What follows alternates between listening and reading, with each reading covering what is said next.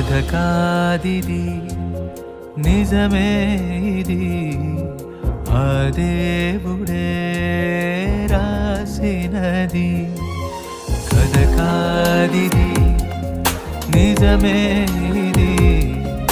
ఆ దేవుడే రాసినది చదవాలి నీవు ఆ దేవుని పుస్తకం బడిలోని చెప్పని సృష్టికర్త పుస్తకం పరలోకము నుండి పంపబడినది పరిశుద్ధాత్మ ప్రేరణతో వ్రాయబడినది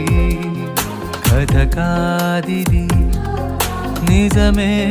ఇది ఆ దేవుడే రాసినది